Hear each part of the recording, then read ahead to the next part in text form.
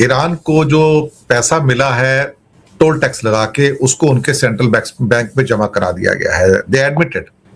लेकिन कितना पैसा मिला ये नहीं पता। खैर कोई बात नहीं। चीन को और भारत को ट्रंप ने हेल होल कहा, यानी कि धरती पर नरक, कि we are a hell on the earth, और हम चुप हैं। कमाल की बात है कि इंडिया को कहा जाता है कि we are the hell on earth, हम नरक हैं, और मोदी चुप हैं। इससे बड़ा और अपमान क्या होगा। चाइना से भी कहा है, लेकिन चाइना जवाब देगा, लेकिन कल देगा, और अच्छा खासा जवाब देगा। एक हम ही हैं जो जवाब नहीं दे सकते, हथकड़ियों में आए, बेड़ियों में आए, लेकिन हम जवाब नहीं देते। हमारी कोई इज्जत हो तो जवाब देना साहब। ट्रंप के गुलाम हैं हम तो, हम क्या कह सकते हैं, मालिक कहेंगे उसको, और क्या कहें। रिपब्लिकन पार्टी ने फैसला किया है कि वो नवंबर के मिड टर्म इलेक्शन के अंदर ट्रंप और ट्रंप की फोटो का, ट्रंप की कैंपेनिंग का इस्तेमाल नहीं करेंगे। वो ट्रंप का नाम भी नहीं लेंगे, और ट्रंप का किसी भी मामले में उसके कैंपेनिंग में इस्तेमाल नहीं किया जाएगा, ना पोस्टर पे ना कहीं और। उन्हें पता लग गया है कि ट्रंप के नाम का मतलब डिफीट होता है, हार होता है, कि लोग हमें सबको पागल कहना शुरू कर देंगे। ट्रंप ने कि we are the hell on the earth, hell hole on the earth, हम नरक हैं साहब, नरक, धरती का नरक। क्या गाली दी है साहब इस आदमी ने, कि इससे इंडिया और चाइना के लोग यहाँ प्रेग्नेंट लेडीज को लेके आते हैं, और फिर यहाँ पे जो जन्म लेता है उसको अमेरिकन सिटीजन मिल जाती है, और उसके बाद फिर पूरे परिवार को लेके आते हैं, अपना पूरा नरक अमेरिका में लेके आते हैं। और भारत और चीन देशों जैसे देशों को हेल होल, यानी कि धरती का नरक कहकर बेहद खराब एड्रेसिंग किया है। मुझे लगता है कि इस किस्म की जो टिप्पणियां हैं, इस किस्म के जो कमेंट्स हैं, वो अपने आप में बहुत ही एक किस्म से कहा जाए तो मतलब अपमानजनक है। जो लेटर शेयर किया ट्रंप ने, वो कहते हैं कि हम लोग जो है ना, इंडियन और चाइनीज जो हैं, हम यूरोपियन अमेरिकन जैसे नहीं हैं। यहाँ इटालियन आए घुल मिल गए, पोलिश लोग आए घुल मिल गए, वो मेल्टिंग पॉट में अमेरिकन बन गए। मेल्टिंग पॉट हम बन चुके थे, अब हम कैश इन पॉट बन गए हैं। आगे कहते हैं कि हम मेल्टिंग पॉट से फिसलकर अब चैम्बर पॉट, यानी कि गंदगी के ढेर तक आ पहुंचे हैं। हमें इंडिया को और चाइना को गंदगी का ढेर बना दिया साहब, और हमें हेल होल कहा है। और कहते हैं कि ये लोग जो आ रहे हैं इंडिया और चाइना से, ये अमेरिका को ना डस्टबिन में कन्वर्ट कर रहे हैं। एक किस्म से कहा जाए तो कचरे का डब्बा होता है ना, उस पर कन्वर्ट कर रहे हैं। आप खुद सोचिए कि हमारी इज्जत क्या है साहब, इज्जत क्या है। धरती का नरक, नरक का द्वार, हम हिंदुस्तानी और साथ में चाइनीज भी। और हमारे फॉरेन मिनिस्ट्री आके कहते हैं हाँ हमने रिपोर्ट देखी, लेकिन हम इस पर कुछ कहेंगे नहीं। इज्जत हो तो कहोगे। ट्रंप सामने जो मर्जी आपको कर देगा, आप तो कुछ बोलोगे नहीं। आपकी कोई इज्जत तो है नहीं, आप तो सड़क पर चलते हो जानवर हो। कोई भी आके ठोकर मार के चला जाएगा इंडिया को साहब। हमारी क्या इज्जत है साहब। कोई हमें नरक का कीड़ा कहता है, कोई धरती का नरक कहता है, कोई नरक का द्वार कहता है, या तो कोई ऐरा गहरा नथु कहरा आएगा और हमको ठोकर मार के चला जाएगा, जूता मार के चला जाएगा, और हमारा प्रधानमंत्री सुनता रहेगा। हमारा प्रधानमंत्री सुनता रहेगा क्योंकि उसको गद्दी प्यारी है। जितना मर्जी अपमान करना है। प्रधानमंत्री भारत के 140 करोड़ लोगों से कह रहे तुम्हारी कोई इज्जत नहीं भाई, तुम इज्जत के काबिल ही नहीं हो, तुम्हारी कोई औकात भी नहीं है। अगर ट्रंप ने तुम्हें ये बोला ठीक ही बोला होगा, लेकिन मैं तो ऊपर बैठा हूं ना, मैं तो गद्दी पे बैठा हूं, मुझे कोई फर्क नहीं पड़ता वो तुमको क्या बोलते हैं। क्योंकि मोदी को इंडिया से कुछ लेना देना ही नहीं है, ना इंडिया की इज्जत से कुछ लेना देना है। यहां तो हथकड़ियों में, बेड़ियों में हमारे भाई बहनों को जकड़ कर भेज दिया गया, कई कई प्लेन भर के। हम कुछ नहीं बोले साहब, हमारी कोई इज्जत नहीं है। हम तो सड़क पे चलते हुए जानवर है साहब, कोई भी आके ठोकर मार के जा सकता है, कोई भी मार सकता है। अगर जिस देश का प्रधानमंत्री अपने देश के 140 करोड़ की इज्जत नहीं करेगा साहब, तो बाहर वाले क्यों करेंगे। हम कौन है, हम तो कॉकरोच है ना। कोरोना में 50 लाख मर गए, सरकार कहती 5 लाख मरे, 50 लाख कहां मरे आप बताओ ना मेरे को। जो भारत के जो लोग मर गए, मृत्यु को प्राप्त हो गए, डेथ हो गई, आप अपने डेथ के काउंट को एक्सेप्ट नहीं कर सकते, तो आप क्या इज्जत करोगे।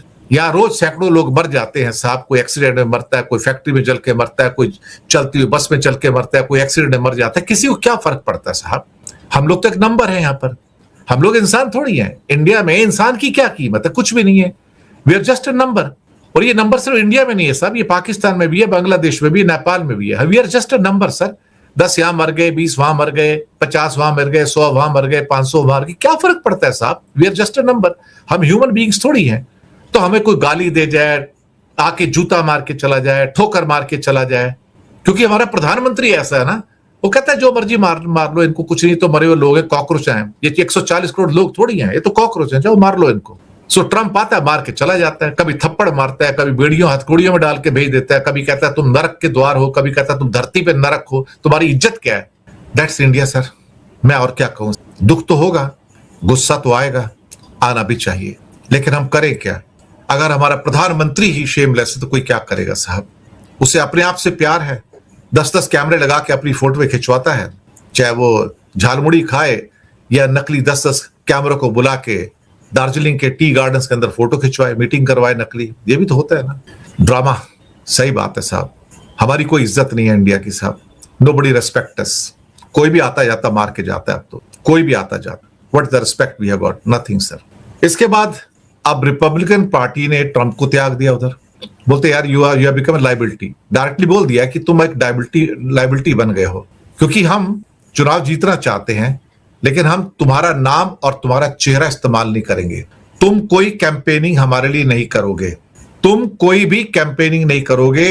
रिपब्लिकन पार्टी के कैंपेन के अंदर ट्रंप के फोटो का इस्तेमाल नहीं किया जाएगा, ना ही ट्रंप के नाम पर जनता से वोट मांगे जाएंगे, ना ही ट्रंप की पॉलिसीज के ऊपर वोट मांगे जाएंगे। जी हां, अब यहां पर मतदान तो होगा ना, मतदान होना भी चाहिए। और मुझे लगता है कि यहां पर ये जो फैसला है रिपब्लिकन पार्टी का, वो कहते हैं कि ट्रंप से इस टाइम अमेरिका की जनता बहुत नाराज है, और अगर हमने ट्रंप के फेस को लेके या उसके जुमलों को लेके अगर हम मैदान में गए तो हमारा सीधा नुकसान होगा, तो हमारे लोग ही हमें वोट नहीं करेंगे। एसोसिएटेड प्रेस के मुताबिक डोनाल्ड ट्रंप की अप्रूवल रेटिंग आज 30% पे आ गई है। मार्च में आंकड़ा 38 पे था, आज 30 पे आ गया है। मुझे लगता है जब तक ये इलेक्शन आएगा ना नवंबर का, तब तक ये 20% पे आ जाएंगे। सिर्फ 22% लोगों ने ट्रंप की पॉलिसी को सही ठहराया, सिर्फ 22%। और रिपब्लिकन पार्टी का कहना है कि अब हमारे पास कोई रास्ता नहीं कि हम लोगों से जाकर क्या कहेंगे, जब बड़े बड़े जो मागा सपोर्टर्स हैं वो भी नाराज हैं, टकर कार्लसन भी नाराज हैं। उन्होंने अमेरिका के सिटीजन से माफी मांगी कि उन्होंने ट्रंप को सपोर्ट किया था। फॉक्स न्यूज के पॉडकास्टर मैगन कैली ने भी ट्रंप का विरोध किया। आप सोचिए, जो बड़े बड़े इनके सपोर्टर थे वो भी पीछे हट गए। उसमें इलॉन मस्क भी था। इलॉन मस्क तो छोटा मोटा बस ऐसे ही काम कर रहा है साहब, ऐसे ही काम कर रहा है, बस टाइम पास कर रहा है, क्योंकि उसको अपना धंधा पानी करना है, इसलिए वो डर के कारण कुछ बोल नहीं रहा। अदरवाइज एक बार हट जाएगा तो वो भी जम के बोलेगा, तो उसका इस्तेमाल भी नहीं होने जा रहा है। नेपाल में समस्या कुछ बढ़ती चली जा रही है साहब, और काफी बड़ी समस्या है। मैं आपको बताऊं, वहां पर अभी यहां पर क्या कहते हैं कि अमेरिका के deputy foreign minister mister Kapoor वहां पहुंचे थे, जो इंडियन ओरिजिन के हैं।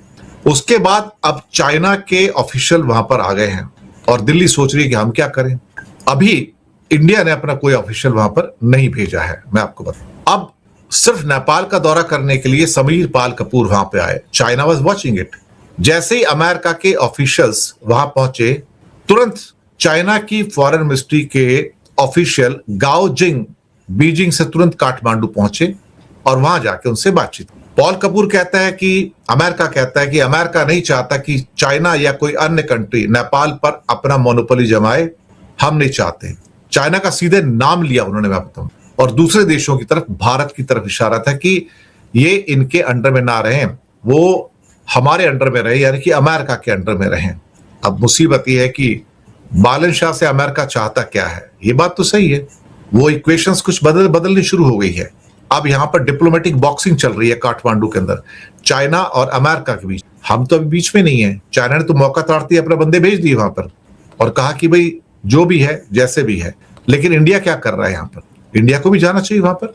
इंडिया बात तो करे वहां जाके, कम से कम वहां जाके आप बातचीत तो कीजिए कि बालन शाह क्या चाहते हैं। बालन शाह का झुकाव अमेरिका की तरफ हो सकता है, चाइना की तरफ हो सकता है, लेकिन ये कहना कि भाई भारत के वर्चस्व को हम जमने नहीं देंगे, ये तो अमेरिका ने सीधा ही कह दिया ना कि चाइना एंड अदर नेशंस, उनको हम यहाँ पर रंग जमाने नहीं देंगे। जिसका मतलब आप हमारी साइड में आओ, अमेरिका की साइड में आओ। अब बहुत कुछ हो रहा है, रस्सा कशी हो रही है वहां पर। लेकिन हाँ, इंडिया से अलग रहना भी मुश्किल है उनका, नेपाल का, क्योंकि उनके लोग आते हैं यहाँ नौकरी करते हैं, रोजी रोटी का भी उनका सवाल है, तो बच के कहाँ जाएंगे वो। रिश्ता तो बना ही रहेगा ना, रोटी बेटी का रिश्ता है आखिरकार, तलखी जो भी हो, लेकिन आपके यहाँ पेट्रोल, डीजल, राशन, पानी सब कुछ तो इंडिया से जाता है ना, तो इंडिया का वर्चस्व तो रहेगा वहां पर, इम्पैक्ट तो रहेगा ना। लेकिन हाँ, बालन शाह क्या करते हैं बहुत कुछ, उस बात पे भी मुझे लगता है कि डिपेंड करेगा। इस बीच में ईरान ने हॉर्मुज से काफी कमाई कर ली है, एक्सेप्ट कर लिया अब तो, कि टोल टैक्स की वसूली हो गई है और अब लगातार होती चली जा रही है। और उसकी जो पहली जो किस्तें मिली हैं, वो किस्तें हमने उसके सेंट्रल बैंक में जमा कर दिए हैं, तेहरान के खाते में जमा कर दी गई हैं। सुनने में आया था कि $2 मिलियन जो है वो हर शिप से वो ले रहे थे वहां पर। अब कितने जहाजों से टोल वसूला है, ये उन्होंने फैक्ट्स नहीं दिए, ना ही ये बताया कि भाई कितने वहां पर दरअसल पैसा इकट्ठा किया, ये भी नहीं बताया गया है। अब सवाल ही पैदा होता है कि यहाँ पर ईरान ही तय करेगा कि क्या होने जा रहा है। डोनाल्ड ट्रंप अब जो कहना कहेगा तो उसके कहने से कुछ नहीं होता, लेकिन आईआरजीसी ने बोला है कि भाई अगर आप बाहर जाओगे तो भैया पैसे दे के जाना। और एक शिप तो इंडिया भी आ रहा था, बल्कि सुना 2 भी आ रहे थे, उस पर गोली वोली बरसाई, वापस चले गए, उनको बता दिया। इंडिया ने प्रोटेस्ट भी किया। प्रोटेस्ट से होता क्या है एक्चुअली, ईरान की जो सरकार है वो तो इंडिया को सपोर्ट कर देती है, जैसे पेजिशकियान अब्बास अरागची है, लेकिन आईआरजीसी का कभी कोई ऐसा बयान आया नहीं कि हम इंडिया को सपोर्ट करते हैं। मैं आपको पहले बता दूं, आप बताइए मुझे कोई आईआरजीसी का कोई एक बयान हो जिसमें वो कहें कि इंडिया हमारे लिए बहुत इंपॉर्टेंट कंट्री है। नहीं, आईआरजीसी का ये बयान जरूर है कि चाइना हमारे लिए बहुत इंपॉर्टेंट कंट्री है, रशिया इंपॉर्टेंट कंट्री है, लेकिन आईआरजीसी का ये बयान हमने कभी नहीं सुना कि इंडिया हमारे लिए इंपॉर्टेंट। हमारे लिए तो डिप्लोमेटिक हार है ना एक्चुअली, देखा जाए तो।